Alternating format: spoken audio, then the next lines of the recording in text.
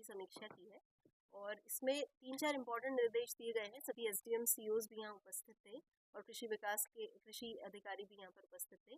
पहला जो इशू था वो था कि ओवर रेटिंग की समस्या की शिकायत प्राप्त हुई थी। तो उस संबंध में 4 दुकानों का लाइसेंस भी इंस्पेक्शन के बाद सस्पेंड किया गया है और सभी एसडीएम्स को निर्देश दिए गए हैं कि रैंडम रूप से जो प्राइवेट हमारे दुकानें हैं उनको जाकर चेक करें कि किसी प्रकार की ओवर रेटिंग तो नहीं की जा रही है। अगर ओवर रेटिंग पाई जाती है तो एसडीएम द्वारा और जो कृषि विभाग के अधिकारी हैं उनके द्वारा ऐसी ओवर रेटिंग कर रही दुकानों के खिलाफ कार्रवाई की जाएगी।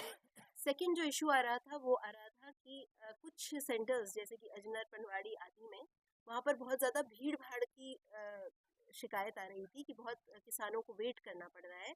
तो इसमें ये निर्देश दिए गए हैं कि एक तो जो हमारे सचिव हैं वो समय से अपने सेंटर्स को खोलेंगे और केवल पॉस मशीन के माध्यम से ही वितरण को सुनिश्चित किया जाएगा, क्योंकि पॉस मशीन में ये सुविधा है कि वो किसान को आइडेंटिफाई करके कितना किसान ने खाद उसमें पहले से किसी और सेंटर से ली है वो सब इंटीग्रेटेड पोर्टल के माध्यम से जानकारी प्राप्त हो सकती है।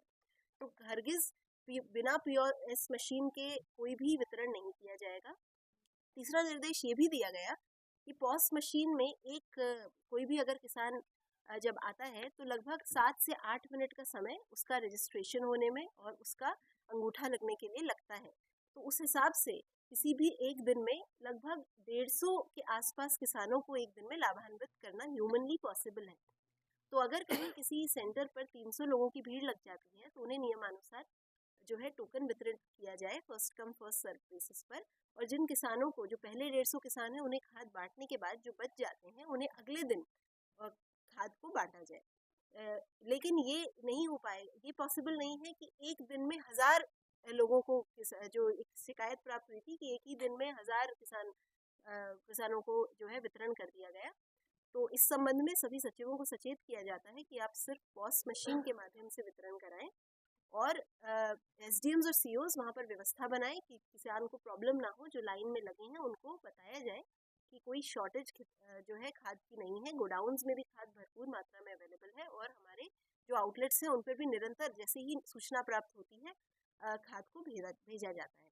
व्यवस्था बनाने के लिए सभी एसडीएम्स और सीओज को निर्देशित कर दिया गया है कि केवल पॉस मशीन के माध्यम से आप वितरण करें। अगर कोई सचिव बिना सूचना विदाउट पॉस मशीन के वितरण करता हुआ पाया जाता है तो उनके खिलाफ कानूनन कार्रवाई अमल में लाई जाएगी।